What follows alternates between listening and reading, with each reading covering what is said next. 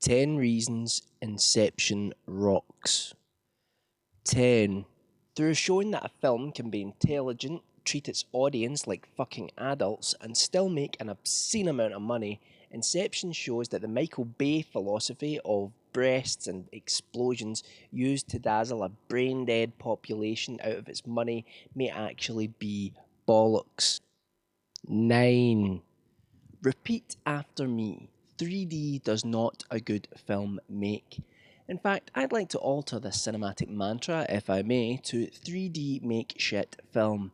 So confident am I in this assertion that I do not even have to use correct English to convey its meaning. Inception has shown that to make an effective blockbuster, you don't have to resort to throwing everything, including the kitchen sink and the entire population of Luxembourg, at the screen, while audiences peer through darkened lenses blocking out 30% of the thing they fucking paid to see, while two-dimensional cardboard cutouts wave around in front of the audience like some sort of surreal shit physics experiment, while cinemas charges over the odds for something they claim is a 3D experience. Seriously, is this how the three-dimensional world actually looks to you? Is it? Is it? 8. Christopher Nolan knows how to cast a film properly. This involves entrusting the characters that he's lovingly created to actors with proven track records, or at least some obvious ability, instead of, for example, casting friends or family in pivotal roles that, through their lack of experience or acting talent, brings the entire film down quicker than you can say Godfather Part 3. I haven't forgiven you for that, Coppola. I mean, casting your daughter. Jesus Christ. She redeemed herself by directing Lost in Translation, but she still managed to give the performance of an overcooked fish cake. The stellar casting in Inception applies especially to Tommy from Third Rock from the Sun.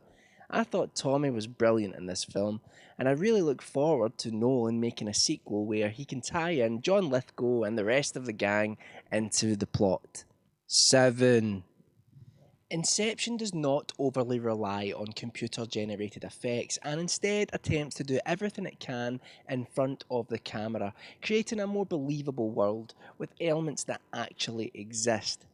Films work because the plot, characters, and themes are interesting and sincere. You do not make a successful film by CGing in a ship that sank 100 years ago, a politically incorrect Jamaican, or a fridge that carries our hero to safety from the epicenter of a nuclear blast. A nuclear blast, people. You may notice that the last two abominations were committed by this man. If you see this man walking down a street, please feel free to point and boo at him. 6.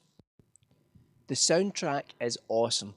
It helps define the entire landscape of the film, and it tries to be genuinely original, with punctuated brass interludes that make me question my own reality every time I hear them. I mean, who couldn't fall in love with I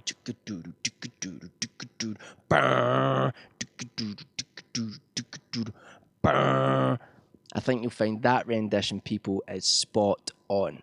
No? You don't think so? Well then, you can just get to fuck. Number 5.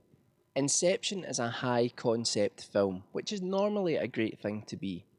Wikipedia defines high concept as a term used to refer to an artistic work that can be easily described as a succinctly stated premise. I don't know why I'm talking like that. I sound like I've been possessed by the ghost of Professor McGonagall, but the point remains. Most of the classic blockbuster movies have all been high concept, being able to be summed up in a sentence. Jaws. What if a shark attacked? Jurassic Park. What if dinosaurs could be cloned? And Sex and the City 2. What would happen if Satan himself made a film? At its heart, Inception works because the central idea is really, really interesting. What if you could explore other people's dreams? 4. This film gets exposition right. Exposition is an often needed part of any story where the writer uses conversation to impart information to the reader or audience. The problem is that it's often very clunky, where it becomes too obvious that we are being spoken at, and that makes us feel a bit uneasy, which takes us out of the film. Imagine, hypothetically speaking, that we were watching a film, or for argument's sake, let's say that this film is, hypothetically, the third film in a series of films, and that, again, hypothetically speaking, and to save the writer's blushes, that this film is about a human being who has been bitten by a spider and has then developed superhuman powers which he uses to protect the general population from criminals. Hypothetically. So in Spider Man 3, we have a situation where one of the characters is plotting to kill Spider Man because he believes Spidey killed his father. At this point, a character, the butler, that has never been developed, has rarely even fucking spoken before, and has absolutely no connection with plot or audience, comes in and explains to every fucking person in the cinema that he examined the father's dead body and concluded, supposedly through his unspecified years as a medical examiner, that the wounds were self inflicted and that Spider Man is innocent. Jesus wept. That is terrible exposition. Inception handles some very complicated ideas and explains them through conversations that had to take place while also moving the story forward.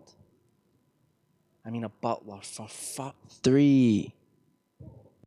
Michael Bay did not direct this film. This point is self explanatory. 2. It's fun. Something that many other more cerebral films have forgotten. We are here to be entertained. Sorry. But it is true. As much as I love 2001 A Space Odyssey, it's hardly a seat of the pants thrill ride, is it? And that film is about as cerebral as it gets. My head hurts when I watch it, to the point that I think my head is going to explode.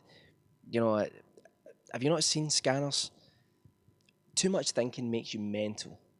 It's science.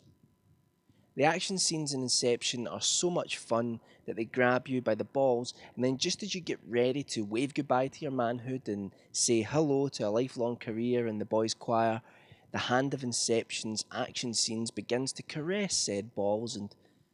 Sorry, this metaphor is heading straight for homoerotic city with Elton John as mayor.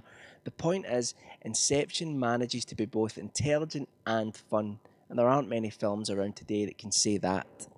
1.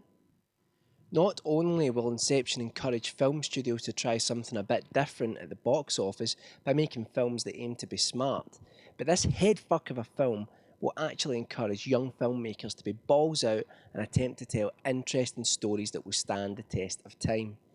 Nolan will influence an entire generation of aspiring directors and writers, while Michael Bay will inspire a generation of film mongs who have a bit of money, buy a pricey camera, and say proudly, "I'm a filmmaker." Hollywood can now go one of two ways. It can go the Inception route and make films that are complex yet entertaining and that require total attention and subsequent viewings to fully appreciate, or the Michael Bay way, tits and explosions. Hey, but I like tits and explosions. Rocky Road. Inception is simply one of the best films in decades. It's so good it will blend your brain and melt your face. And that is why Inception rocks.